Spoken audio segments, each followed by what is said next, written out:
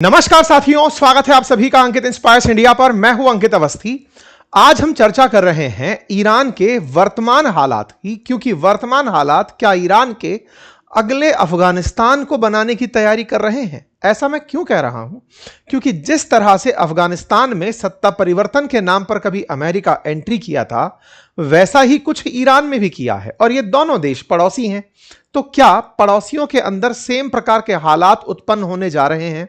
जैसा अफगानिस्तान में था वही हालात ईरान में भी बनने जा रहा है। आज के सेशन में इस विषय पर डिटेल चर्चा होगी कि कैसे अफगानिस्तान को समय समय पर बदला गया, कैसे सोवियत रूस से लेकर यूएसए तक का शासन होने की तैयारियां अफगानिस्तान में रही, और कैसे ईरान ने अमेरिका के प्रभाव से एक धार्मिक क्रांति देखी और उसके बाद आज के वर्तमान हालात देखे। दोनों को मैच करते हुए बढ़ेंगे आगे, समझने का प्रयास करेंगे कि आज की स्थितियां क्यों ईरान को फिर एक अफगानिस्तान बनता हुआ देख रही हैं।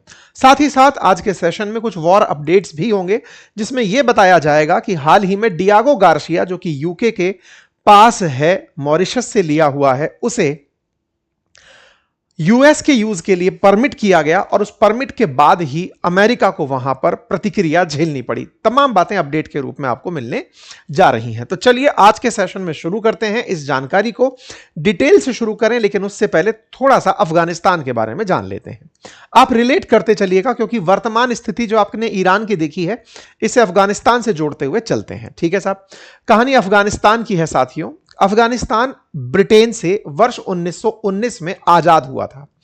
अंग्रेजों से आजाद होने के बाद यहां पर राजशाही शुरू हुई, जो कि 54 साल तक चली। यहां पर जिस राजा का अंतिम शासन रहा, उनका नाम मोहम्मद जहीर शाह था। ये 1973 के अंदर बीमार पड़ गए थे। ये जब इलाज के लिए इटली गए तो इनका सेनापति हुआ दाऊद खान।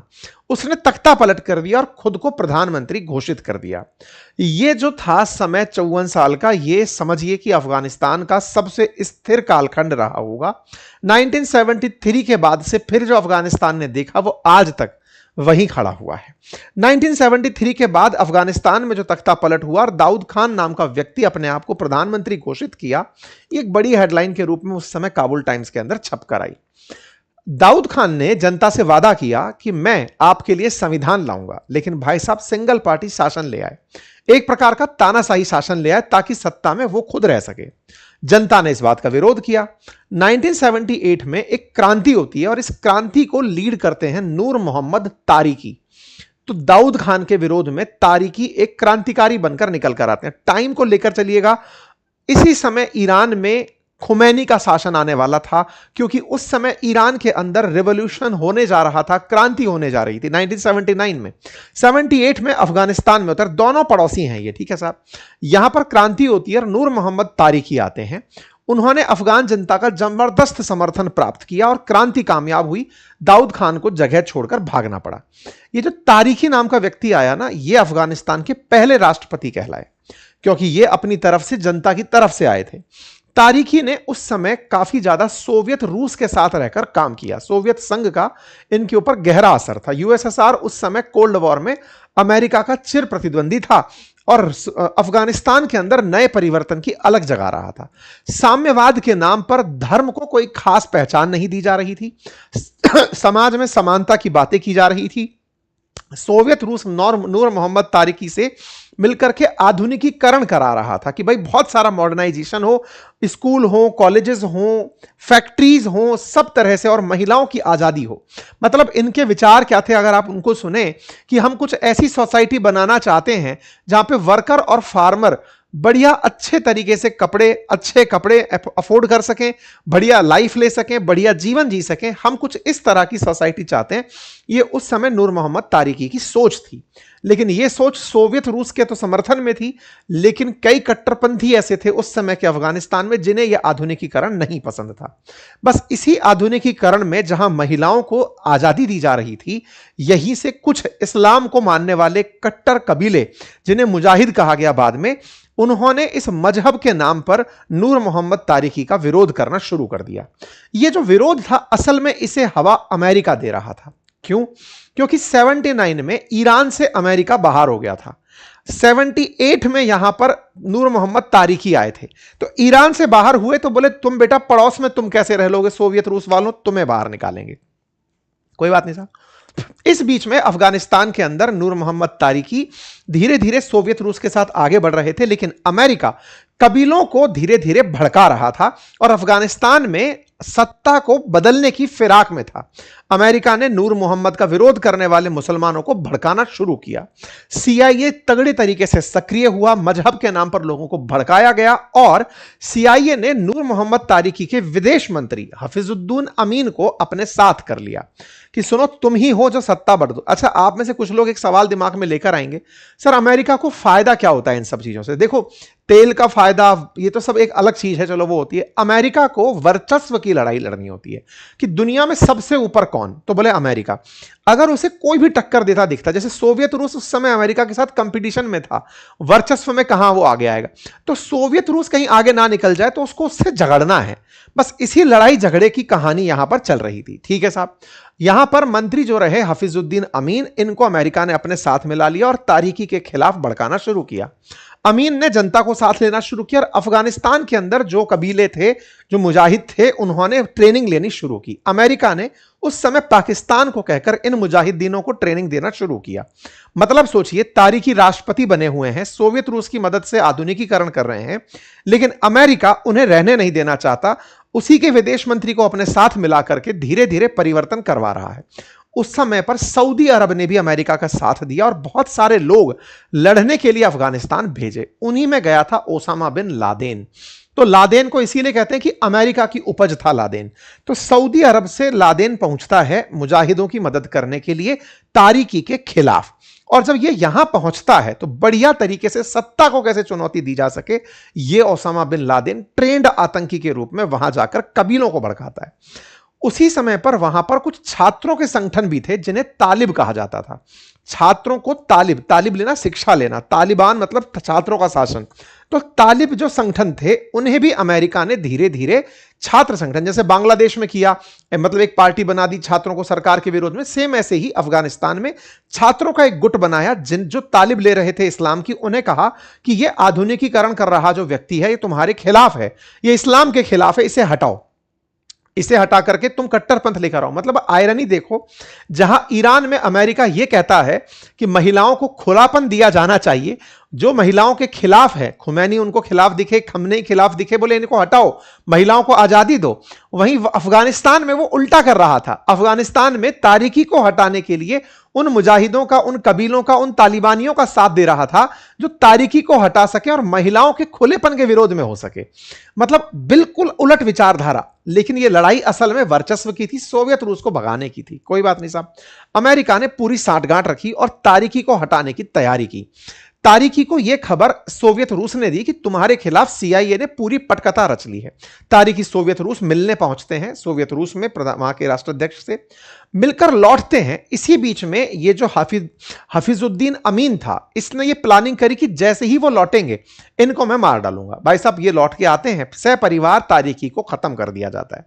जैसे ही तारिकी को मारा जाता है, सोवियत रूस एकदम भड़क जाता है, क्योंकि 1979 में इन तारिकी ने सोवियत रूस के साथ एक एग्रीमेंट कर लिया था कि अगर मुझे कुछ हुआ तो आप मेरी हिफाजत करने आएंगे। सोवियत रूस भाई साहब लगभग 200-250 विमान लेकर के, टैंकर टूंकर लेकर के, तब सेंट्रल एशिया सोवियत रूस हुआ करता था। तो जस्ट ऊपर अफगानिस्तान के यानी नॉर्थ में जुड़ा हुआ पूरा जो केंद्र था वो सोवियत रूस था। वो सब कुछ लेकर के अंदर काबुल के अंदर एंट्री मार गया और हफीजुद्दीन अमीन जिसने तारिकी को मारा था उसको मार डाला। मतलब उस समय सोवियत रूस, ये पूरा सोवियत यूनियन हुआ करता था जिसे आज सेंट्रल एशिया कहते हैं, यहां से होता हुआ सीधा काबुल एंट्री करता है, हफीजुद्दीन अमीन को मार देता है कि तुमने हमारे आदमी को मारने का प्रयास कैसे किया। तो तारिकी गए, हफीजुद्दीन अमीन भी गए। अब अमेरिका ने क्या किया? अमेरिका ने तो यहां पर बहुत सारे मुजाहिदीन तैनात कर रखे थे ना, कबीले तैनात कर रखे थे, ओसामा बिन लादेन जैसे आतंकियों को पनाह देना शुरू कर दिया था। यहां पर अब वो कबीले, स्टेटलेस स्थिति उत्पन्न हो गई, ना राष्ट्रपति है ना राष्ट्रपति को हटाने वाला व्यक्ति है। तो ऐसे में अब इन कबीलों में वर्चस्व की लड़ाई होना शुरू होता है। इधर सोवियत रूस भी खुद कई सारे मसलों में फंस चुका होता है। अमेरिका के चलते, शीत युद्ध के चलते उसके अपने देश के अंदर भी काफी विभाजनकारी तत्व एक्टिव हो चुके होते हैं। 1991 में तो फिर सोवियत रूस टूट करके 15 देशों में टूट ही गया था। तो ऐसे में सोवियत रूस को यहां पर भी खिलाफत झेलनी पड़ती है। अमेरिका ने खूब धन इन्फ्यूज किया, तालिबानियों को इतनी तक ट्रेनिंग दी गई कि वो अमेरिका तक आ सकते हैं। मतलब हद ये थी कि अगर अमेरिका में मुजाहिदीन, अमेरिका की तरफ से अगर आप ट्रेनिंग ले रहे हो तो आपको अमेरिका आने की इजाजत है। इस तरह से अमेरिका ने पूरी सहूलियत इन लोगों को दी थी, मुजाहिदीनों को, कि तुम बढ़िया से सोवियत रूस को हराओ। अफगानिस्तान की अगर आप ज्योग्राफी देखेंगे तो वो पहाड़ी इलाके हैं, धोरी के स्थान हैं, उनके बीच में टनल बना करके ये सारे के सारे मुजाहिदीन ट्रेनिंग लेकर के रहते थे और सोवियत रूस के खिलाफ खूब विद्रोह करते थे। फाइनली सोवियत रूस को अफगानिस्तान छोड़कर जाना पड़ा। अफगानिस्तान छोड़कर गया सोवियत रूस, जगह किसने ली? अमेरिका ने। लेकिन अमेरिका अब किसी व्यक्ति को नहीं बिठा पा रहा था। तो क्या हुआ? तो ये मुजाहिदीनों के जो कबीले आपस में झगड़ रहे थे, इनमें से जो सबसे ताकतवर कबीला बनकर आया वो तालिबान के रूप में बनकर आया और उसकी लीडरशिप करी मुल्ला उमर ने। ये मुल्ला उमर नाम का व्यक्ति ही था जिसने अफगानिस्तान को एक लीडरशिप दी। यानी कि 1990 से 98 तक आपसी संघर्ष और गृह युद्ध की स्थिति रही। 98 में जाकर के अफगानिस्तान में तालिबान का शासन आया, तालिबान बैठ गया साहब। इधर मुल्ला उमर का सबसे करीबी मित्र बनकर बना ओसामा बिन लादेन। मुल्ला उमर और ओसामा बिन लादेन इनामी मतलब अपराधी रहे। $1 करोड़ तक की इनाम इसके ऊपर मुल्ला उमर पर रखी रही। 2013 में जाकर मुल्ला उमर मरा। इससे पहले तो ये 9/11 की घटना को ओसामा बिन लादेन की मदद वो दे चुके थे। आपको यह घटना अब रिलेट हो रही होगी कि कैसे यहां पर तालिबान आया, फिर तालिबान ने यहीं से ओसामा बिन लादेन और अलकायदा को जगह दी और यही अलकायदा बाद में सोवियत रूस के द्वारा घर बिगाड़ने में मदद करवाया। रूस ने इन्हें उकसाया कि जाओ बेटा अब तुम जाकर अमेरिका से बदला लो, तो ओसामा ने फिर अमेरिका पर जाकर के गोला फेंका। तो यह आपसी संघर्ष, मतलब केवल बेटलफील्ड का नाम अफगानिस्तान है, लड़ तो असल में रूस और अमेरिका रहे थे। अच्छा साहब, अब आता है गेम नंबर 2। गेम नंबर 2 बाद में तो खैर जो आपको पता ही है कि यहां पर अमेरिका ने सरकार बिठाई, अफगानिस्तान में चली नहीं, करजई सरकार गिर गई। अमेरिका ने तमाम प्रयास किए, 20 साल तक यहां पर बैठे रहे। फिर फाइनली ट्रंप का समय आया तो जाकर के उन्होंने तालिबान से समझौता किया कि भैया हमने तुम्हारे ऊपर कई लाख करोड़ रुपए खर्च कर दिए, तुम्हारा कुछ नहीं बिगाड़ पा रहे, अब हमें जाना चाहिए। तो 2021 में जाकर के ये यहां से छोड़कर निकले कि अब हम जाते हैं। फाइनली 2021 में तालिबान का अफगानिस्तान में शासन आ जाता है और आज वही तालिबान जो अफगानिस्तान को लीड कर रहा है, बुरी तरह संघर्ष कर रहा है, आर्थिक संकट है, फसल नहीं मिल रही है, खाने की स्थिति है, मानवीय स्थिति खराब हो रही है, 75% बच्चे भूख से मर रहे हैं, तमाम प्रकार की स्थितियां खराब है, सीमा विवाद वगैरह चल रहा है। आज कोई स्थिति नहीं है। क्यों? क्योंकि अब यहां पर लड़ने के लिए रूस समर्थन में नहीं खड़ा है, तो वो इंटरेस्ट ही नहीं ले रहा है कि तुम जाओ, ईगो का पॉइंट नहीं है तो लड़ लो। अफगानिस्तान फिलहाल फूड इनसिक्योरिटी के लिए बहुत ज्यादा सुर्खियों में रह रहा है। अमेरिका ने भी हाथ हटा लिया, रूस ने भी हाथ हटा लिया। अब अफगानिस्तान में कुछ है ही नहीं। जिस जगह के लिए बैटल हो रही थी अब वहां कुछ नहीं है, तो वहां भुखमरी बची। आइए दूसरी तरफ चलते हैं, उसका नाम है ईरान। मैंने आज जब आपसे कहा कि क्या अगला अफगानिस्तान बनेगा ईरान, इसके पीछे का तर्क क्या है? तर्क यह है कि पहले भी सत्ता को बनाए रखने के लिए लड़ाइयां जो थी वो दो बड़ी ताकतों की थी ईरान में। ईरान के लिए ही सेम यही हालात आज अफगानिस्तान वाले हालात बनाने की तैयारी है। ऐसा क्यों?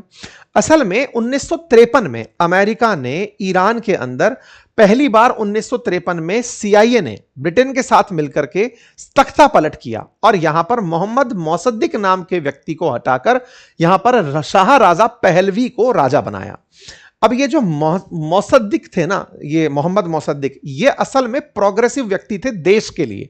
मतलब इनका तर्क ये था कि जो तेल निकलता है ईरान में वो तेल राष्ट्रीयकृत होना चाहिए, यानी कि तेल की जो खान है, जो कुएं हैं, वो ईरान के होने चाहिए, ना कि किसी प्राइवेट कंपनी के। प्राइवेट कंपनी मतलब तेल खोजने के लिए अमेरिका और ब्रिटेन की बड़ी सारी कंपनियां ईरान में आई हुई थी। इनने कहा नहीं, जैसे कि वहां पर वेनेजुएला में मादुरो ने किया था ना कि सारी की सारी तेल कंपनियों को देश के नाम कर दिया था प्राइवेट कंपनियों से लेकर, ऐसे ही इन्होंने भी कहा कि मैं इन सारी कंपनियों को ईरान का बनाऊंगा। अमेरिका को यह बर्दाश्त नहीं हुआ, उन्होंने इन्हीं को हटा दिया और इनके स्थान पर रजा पहलवी को प्रधानमंत्री बनाकर बिठाया। रजा पहलवी प्रो अमेरिका एकदम।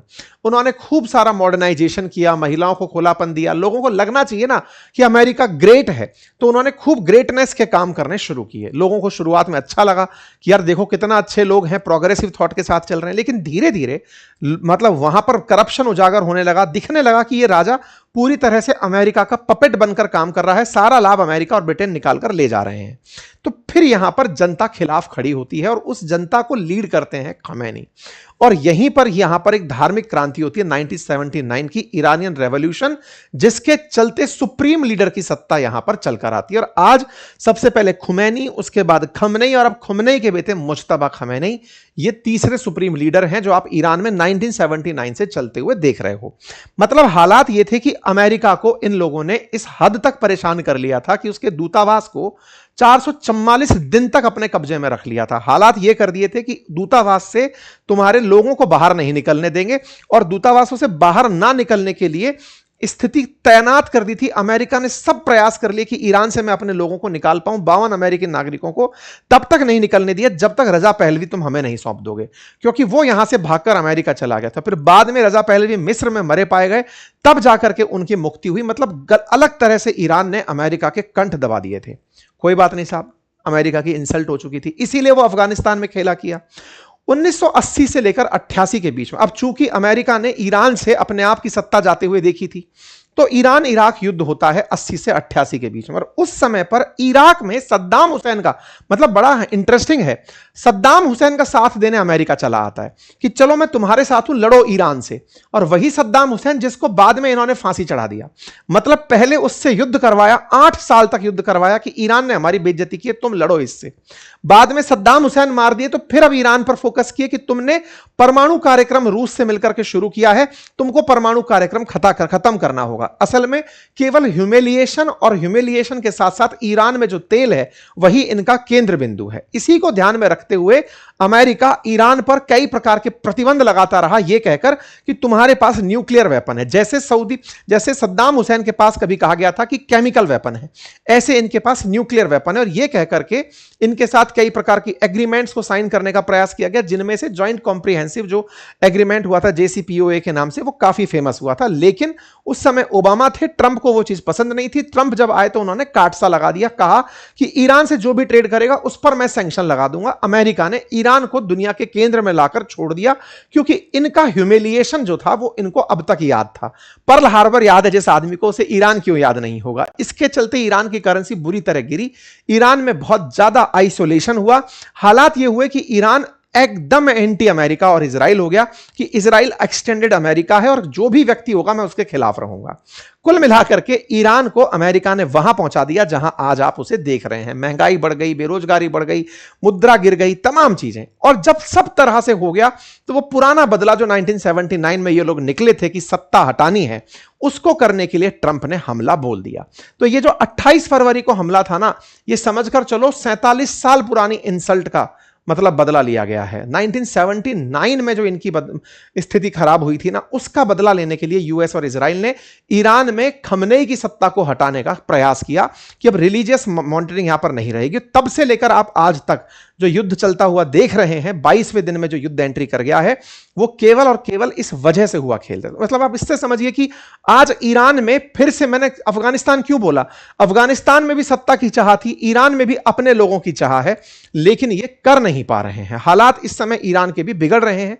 स्वाभाविक सी बात है, एक तरफ दुनिया की सारी पावर जुड़ी है, एक तरफ ईरान अकेला पड़ा है और वो अपनी सत्ता को बचाने का प्रयास कर रहा है। असल में उसको सत्ता से ज्यादा थॉट बचाने में मदद मिल रही है कि हम पहले सही थे। उसको इस हमले से अपनी जनता का समर्थन मिलना शुरू हो गया है। जैसे तालिबान का जब शासन आया तो तालिबान के शासन के बाद में अफगानिस्तान में कोई भी बड़ा विद्रोह नहीं हुआ कि तालिबान के खिलाफ कोई वेपन उठाकर खड़ा हो गया हो। बिल्कुल वैसे ही ईरान में जो शासन चला आ रहा था, मतलब खमनेई का या धार्मिक लीडर का, सुप्रीम लीडर का, उस सुप्रीम लीडर के जाने के बाद जनता को यह एहसास हुआ कि अमेरिका असल में ईरान विरोधी है, वो हम लोगों को चाहता ही नहीं है। तो जो पहले भी थोड़े बहुत विरोध थे ना ईरान में, वो एक भी नहीं हुए। जो तख्ता पलट एक्सपेक्टेड था, कुछ नहीं हुआ। जनता जो पहले प्रोटेस्ट कर रही थी वो तक बाहर नहीं आई, जबकि सारे के सारे अली लारीजानी जैसे लीडर्स या फिर खमनेई जैसे लीडर मारे जाने के बाद भी, जब लीडर्स के मर जाने के बाद भी जनता सड़कों पर नहीं आ रही है, यह दर्शाता है कि लोगों को यह संदेश साफ हो गया कि अमेरिका हमारा हितैषी नहीं है, वो ईरान विरोधी है। उसे केवल और केवल तेल चाहिए, और ईरान में जो अपनी बेइज्जती हुई थी कि मेरे को बाहर निकाल दिया था, वो अपने आदमी को बिठाना चाहता है। बस यही कहानी यहां चल रही है। बाकी अपडेट में यह है कि इंडियन ओशन में जो डियागो गार्सिया है ना, इस पर यूके ने परमिशन दे दी कि ठीक है, अमेरिकी विमान यहां से उड़कर ईरान पर हमला कर सकते हैं। डियागो गार्सिया का मैंने भी पहले भी खूब सारे मसले आपको सुनाए है। असल में मॉरिशस का 99 ईयर की लीज पर अमेरिका ने और ब्रिटेन ने लिया हुआ है। ब्रिटेन ने इसको यूएस को दिया हुआ है। यूएस यहां से अटैक करना चाहता था ईरान के ऊपर, अब जाकर उसे परमिशन मिली, और जैसे ही ईरान को यह पता चला उसने यहां गोला मार दिया है। उसकी भी एक चर्चा अपनी है, वो भी हम चर्चा करेंगे। तो कुल मिलाकर अब आप रिलेट कर पा रहे होंगे दोनों स्थितियों को। अब क्या लगता है कि सर ये युद्ध कब तक चल सकता है, क्या होगा? तो देखिए, कंक्लूसिव रिमार्क इतना है कि अमेरिका ने जो चाहा था कि यहां पर सत्ता परिवर्तन इनके जाते ही हो जाएगा, लीडर्स के जाते ही हो जाएगा, नहीं हुआ। स्टेट ऑफ हॉर्मुज को बहुत दिन तक वो बंद खुद भी नहीं रहने दे सकते। क्यों?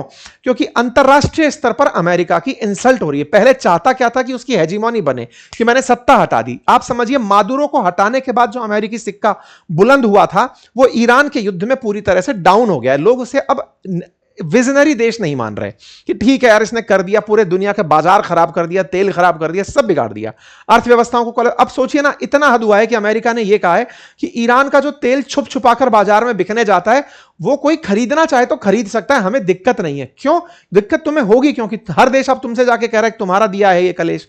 कल को जब दुनिया के बहुत से देश परेशान होने लगे, तो हो सकता है कि वो अमेरिका की मुखालफत कर दें। जैसे भारत ने अपने बाजार को बचाए रखने के लिए टैरिफ के ऊपर, ट्रेड डील के ऊपर अमेरिका से समझौते किए थे।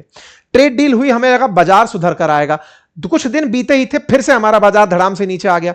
तो अब ये इतना परेशान हो जाएगी ना दुनिया की अर्थव्यवस्था, जो खुलकर ट्रंप से कह पाएगी कि तुम्हें अगर हमसे युद्ध करना है, युद्ध कर लो, तुम्हें टैरिफ लगाने लगा लो, वैसे भी तो बर्बाद होकर हम नीचे आ गए। मतलब अब उन दुनिया भर के देशों में खुददारी आना बाकी है, जिनके बाजार, जैसे भारत जैसे जो देश थे ना, जो केवल भारत के बाजार को बचाते रह गए कि बाजार बचा लो, ट्रंप का टैरिफ खा जाएगा।